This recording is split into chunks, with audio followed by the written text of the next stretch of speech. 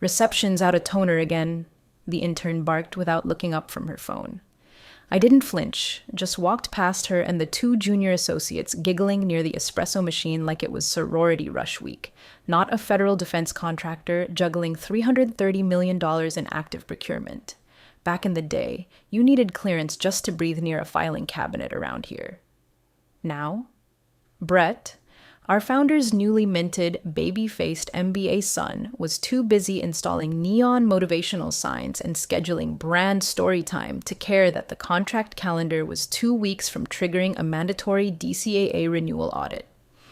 I knew the date by heart, had it in 3 synced calendars and on a post-it in my wallet, but none of them had asked me. 12 years I sat at the heart of this place.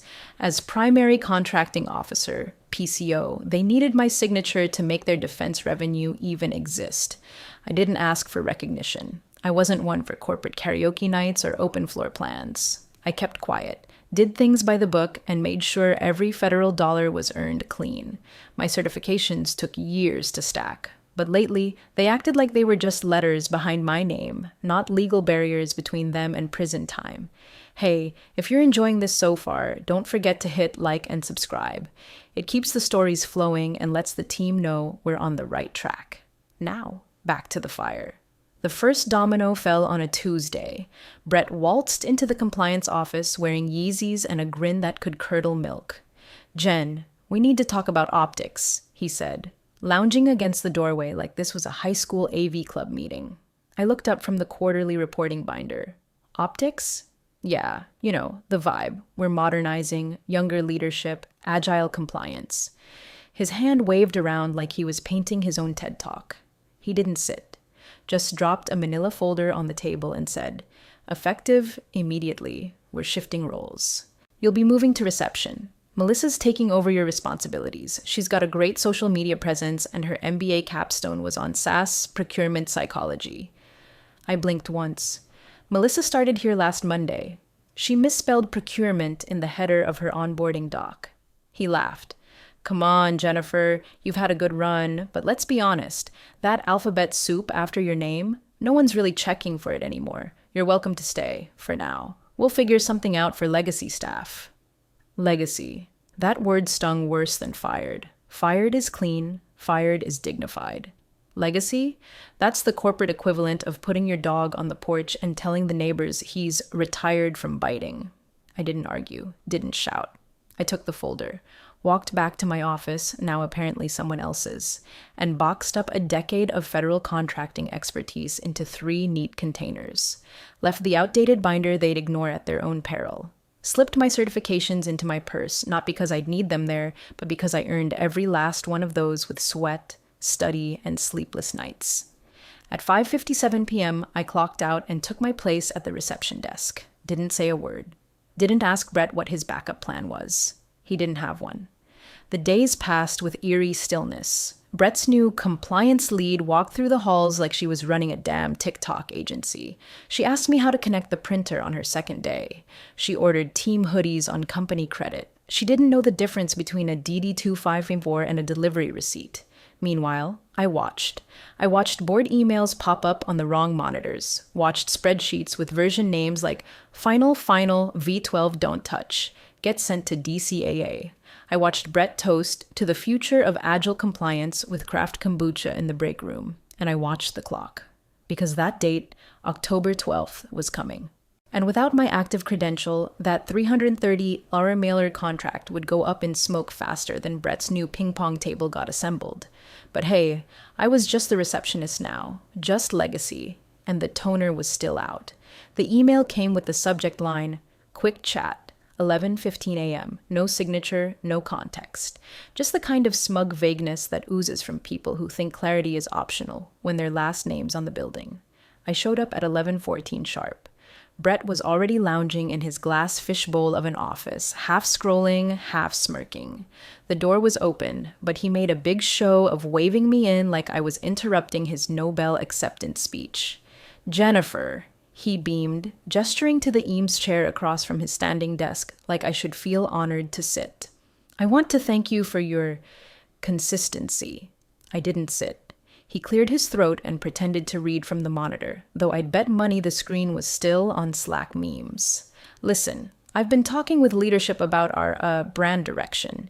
We need a fresher image, faster, sharper, that modern edge. I raised an eyebrow.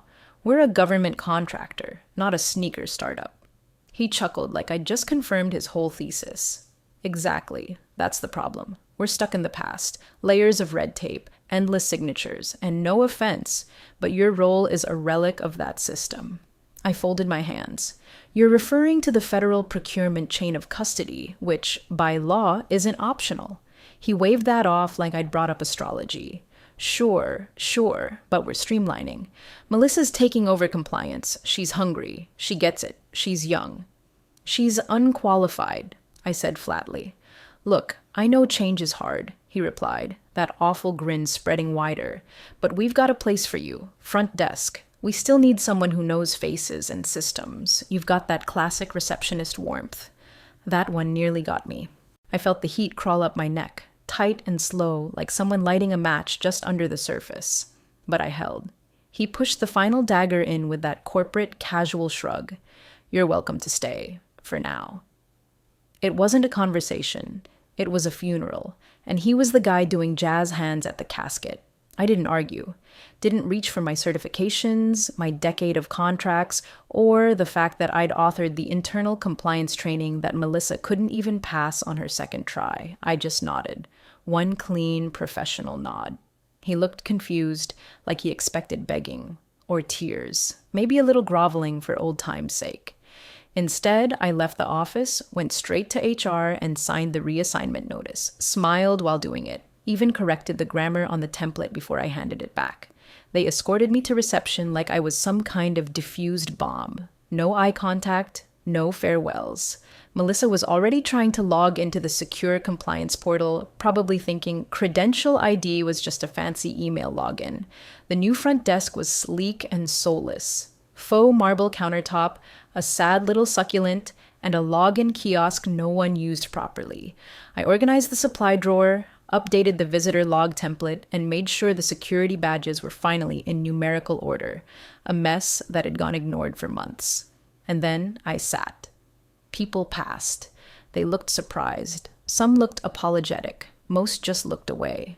I made notes, mental ones, about who asked questions, who avoided them, who whispered, "She's still here," like I was an unpaid ghost haunting the corporate rebrand. I heard Brett walk by that afternoon, laughing into a phone. Yeah, we cleaned up the old systems, the new team's tight, no more dead weight. Dead weight. That was me now. Except I wasn't dead, and I wasn't done. They thought I'd taken the hit. What they didn't know, what they never bothered to learn, is that every credential I ever earned was still active.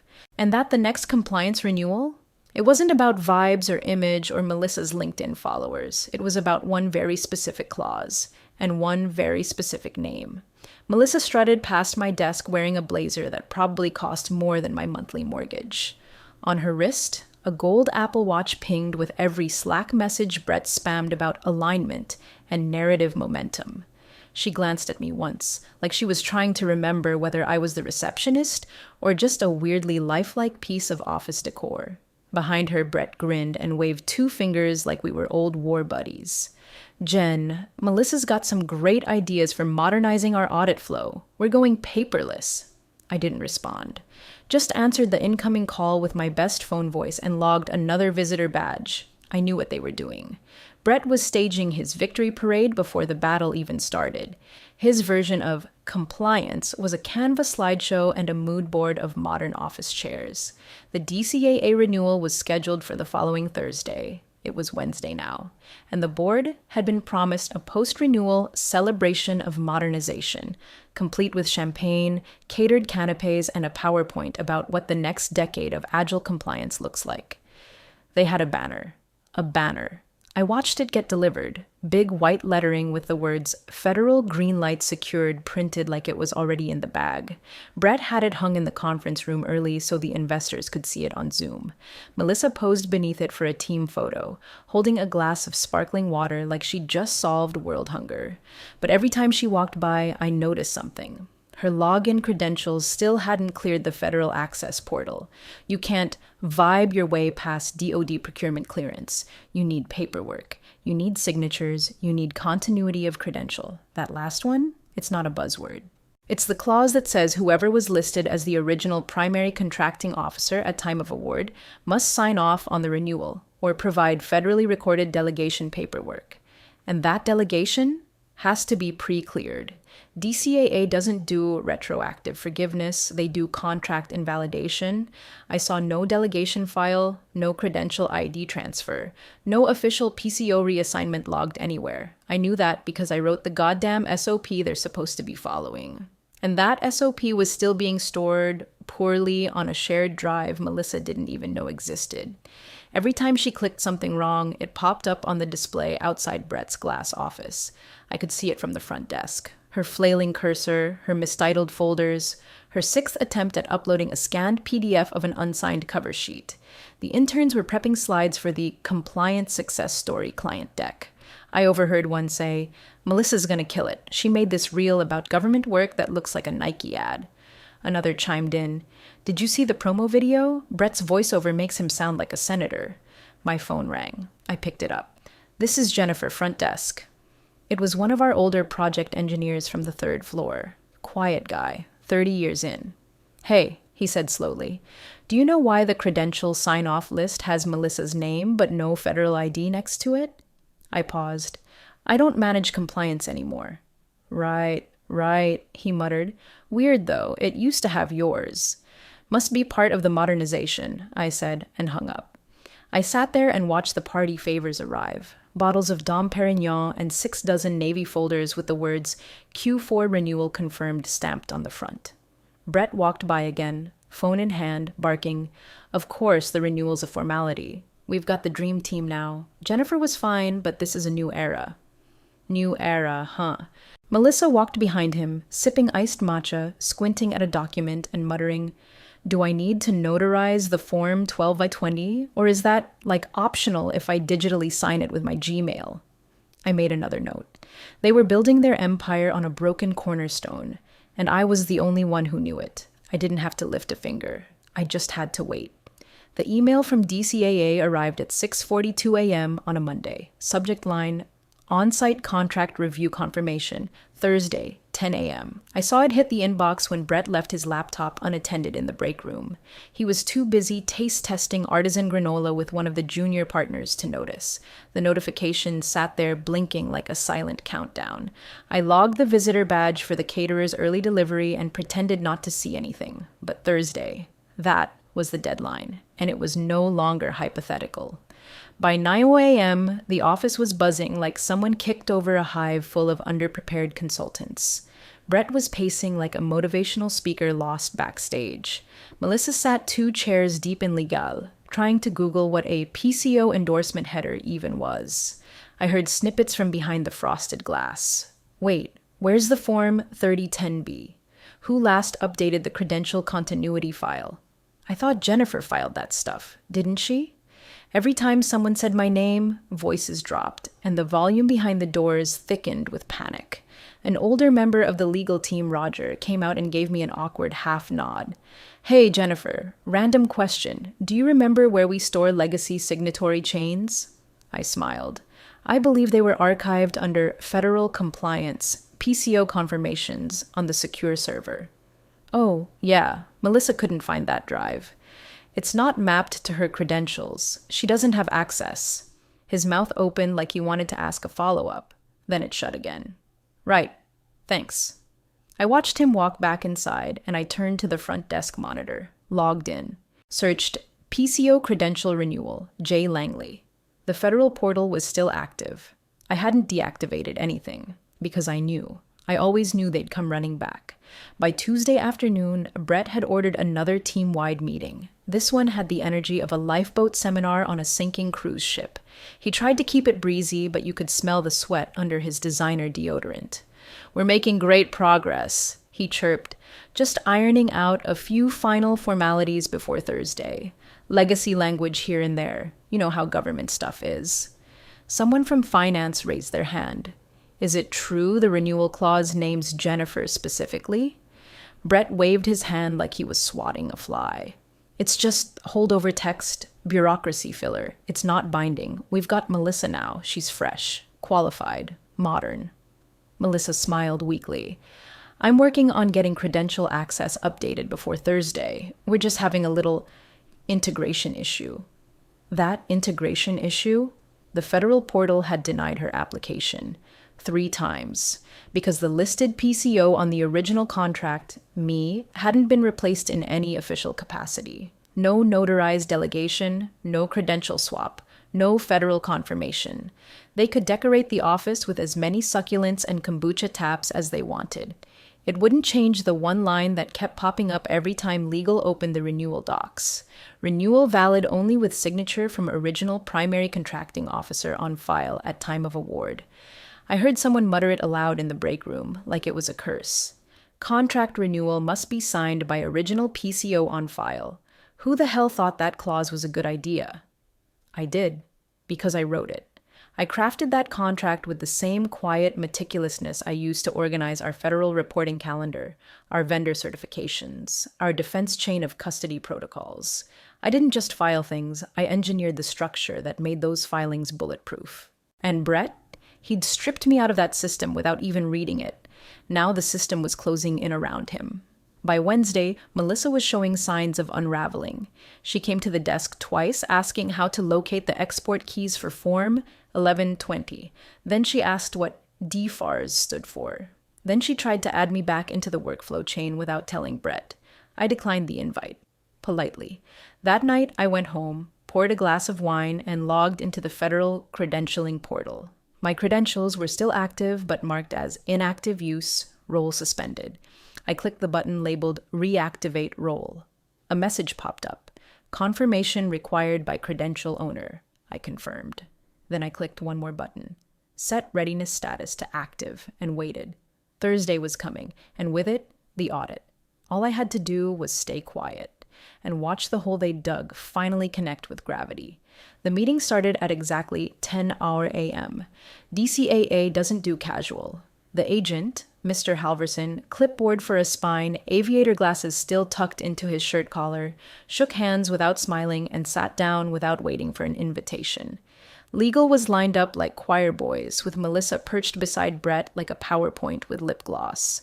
I didn't need to be in the room to know what was happening. I'd seen it all before, except this time, I was behind the front desk, not leading the call. That didn't mean I wasn't listening. The conference room had glass walls, soundproof, but imperfect. Raised voices tend to vibrate through them like static, especially the panicked kind. I watched the DCAA agent lay out the folders like a dealer setting cards in a rigged game. 1 copy for them, 1 for the firm, 1 for the archive. All printed, all watermarked, all tied directly to the $330 million contract that kept this entire circus funded. Brett leaned back like he was already writing his press release. Halverson didn't smile. He turned each page with mechanical rhythm, red pen tapping margins now and then. Melissa tried making small talk. He ignored her. Then he reached the final page. I saw it before they did. I knew the clause was there, because I put it there. Halverson adjusted his glasses, then read aloud. Primary Contracting Officer Jennifer Langley, Credential ID Mind 327A. Silence. Brett blinked, confused, then broke into a laugh like he was on stage and someone missed their cue. Oh yeah, Jennifer. She's our legacy PCO. She's at the front desk now. That line's just a historical footnote. Halverson didn't laugh. He flipped the folder shut with one deliberate motion, clicked his pen, and looked directly at Brett. Then this contract is invalid at midnight. The air drained from the room. Even through the glass, I could feel it, the shift from smug to sinking. Excuse me, Brett said, still smiling like someone had just insulted his playlist, not detonated his career. You demoted your primary contracting officer without notifying a federal contracting authority. You did not process a credential reassignment. You have no authorized signatory in your current role hierarchy. Halverson said calmly. That violates continuity protocol under Clause 7A and triggers automatic renewal failure. Melissa's mouth opened. Nothing came out. Legal started flipping pages like the answer might be hiding between the staples. Brett leaned forward. Okay, so what? You're saying we need to refile? We'll just have Melissa sign and we'll backdate it. That's not a big deal, right? Halverson looked at him the way a surgeon might look at a man trying to operate with a butter knife. No. The contract specifies renewal must be signed by the credentialed PCO of record at the time of original execution. That's Jennifer Langley. Without her active certification and signature, this contract becomes non-compliant and expires at 12 a.m. tonight. That includes all active task orders under the primary authorization. Someone knocked over a water bottle. I sat at the desk and clicked through the visitor log like nothing was happening. A courier came in. I scanned the label, logged the timestamp, watched Brett's reflection in the glass as he turned the color of printer paper. More words came. Frantic. Fast. Angry. Halverson didn't move. He didn't need to. He was just the messenger. I was the mechanism. Inside the conference room, Brett's voice rose, cracking. So what? She holds us hostage now. She's a receptionist. Halverson didn't blink. She's the federally credentialed PCO of record. You don't get to unmake that with a desk reassignment. The room went silent. Then the whispers started. Panicked huddles, legal calls, emails flying across laptops like insects at a porch light. I sat still, smoothed the front of my blouse, took another call from shipping, logged another badge. The reflection of Brett pacing behind the glass stayed with me. He had the champagne chilled, but all he was about to toast was his own ignorance. Roger from legal found me first. Pale, sweating, clutching a tablet like it was a flotation device, and the ship was halfway under. He didn't even bother with small talk. Jennifer, would you mind stepping into the boardroom for a quick clarification? Just procedural. I kept my voice level. Are you asking as legal counsel or as Brett's ventriloquist? His laugh was nervous. It's just one form, just a signature to smooth things over.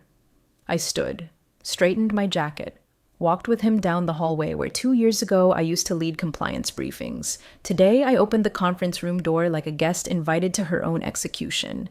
The moment I stepped in, all heads turned. Melissa looked like she'd just finished crying. Brett looked like someone had sucked the smug right out of him with a vacuum.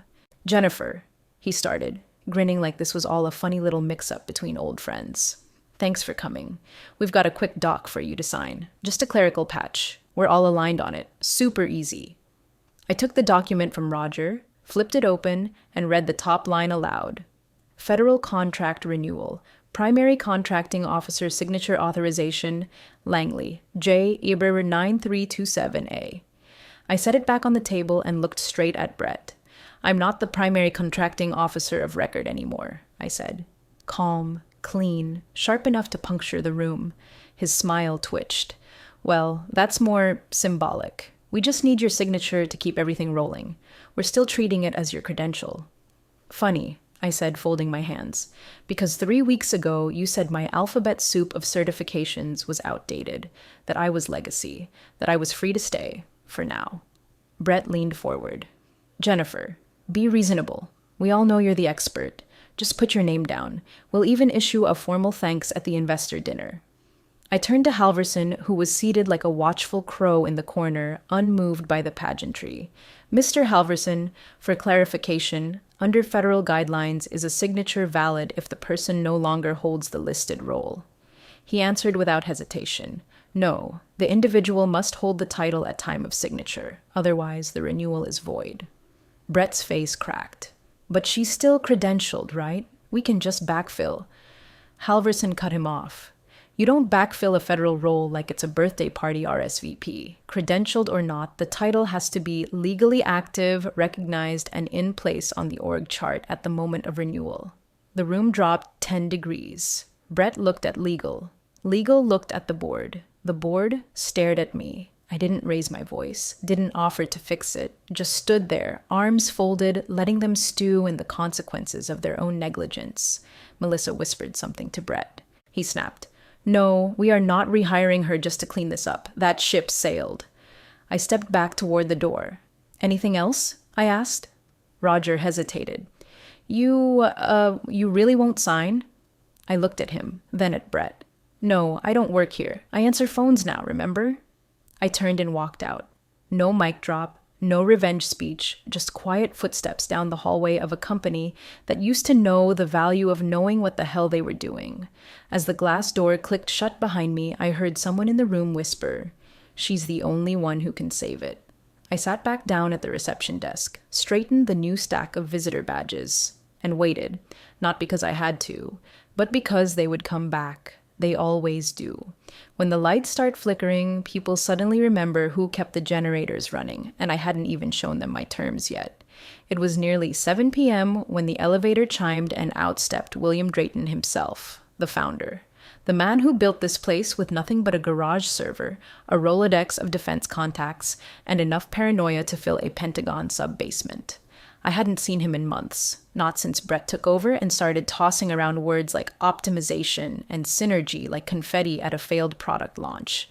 William had retired, which really meant his son shoved him upstairs and into irrelevance.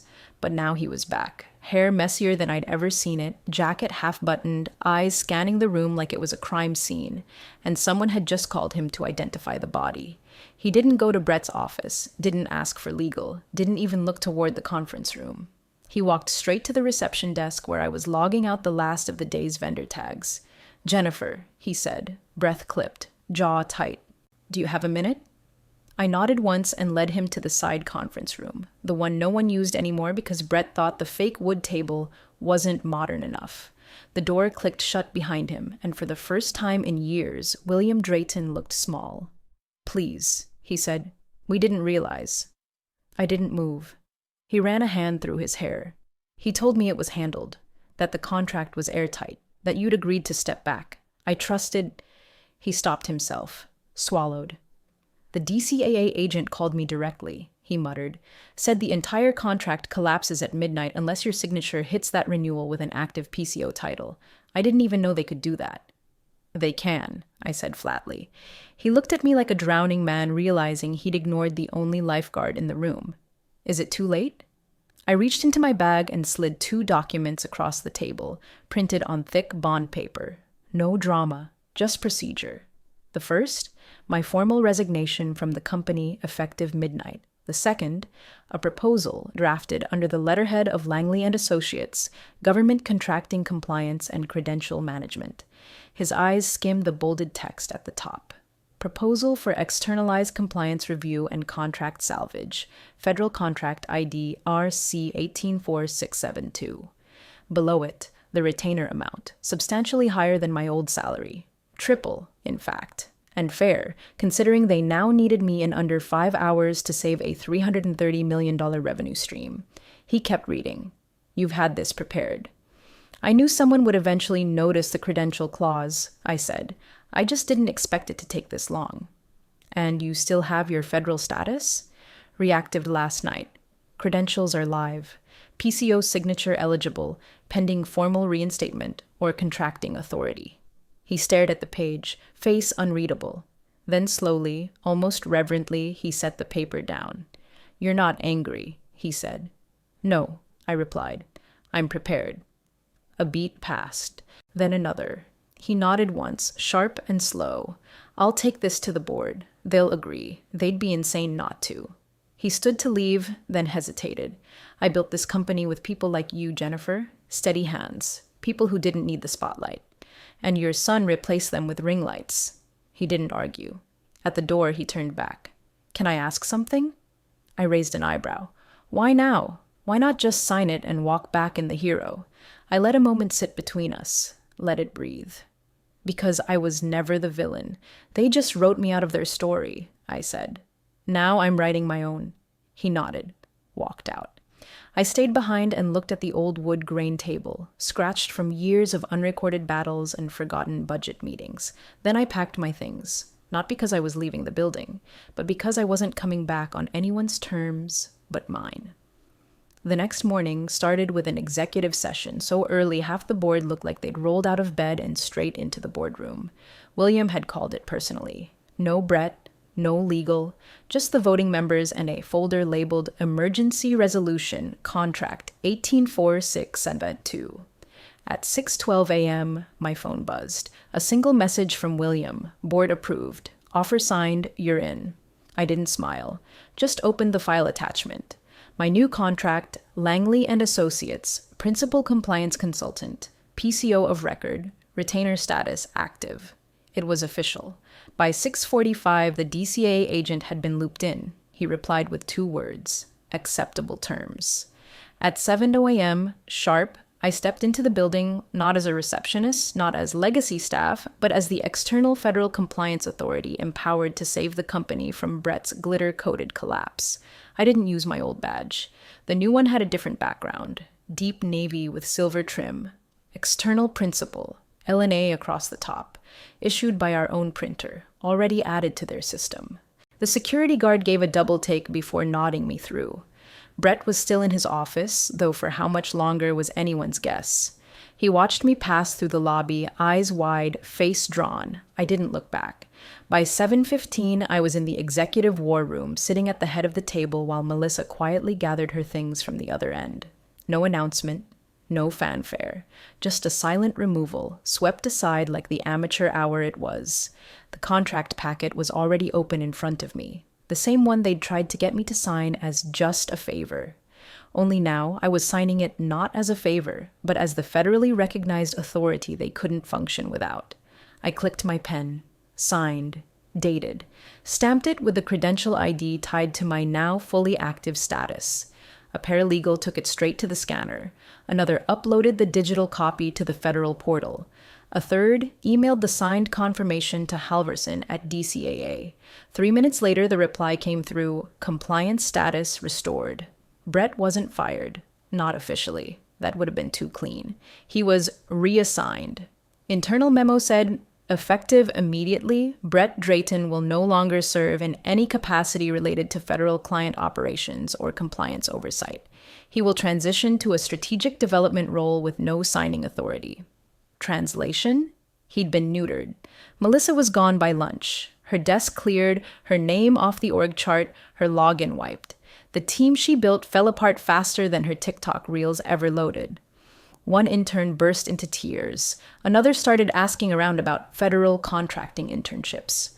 By 1:00 p.m., I had a new office, not the dusty one they'd boxed up when they shoved me downstairs. No, I didn't need their leftovers. This was a new office, 3rd floor, facing the city skyline. Clean walls, clean air, clean slate. The nameplate read, Langley and Associates, Principal Office. No company mug, no retirement plaque. Just a glass decanter, 3 binders, and a framed copy of Clause 7A highlighted in red.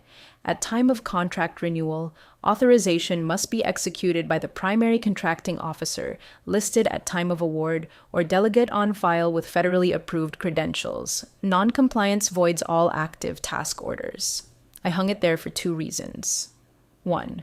So the next junior exec who tried to play smart would understand what buried language could really do. And 2, because the board had already asked me to begin reviewing all other contracts for similar vulnerabilities.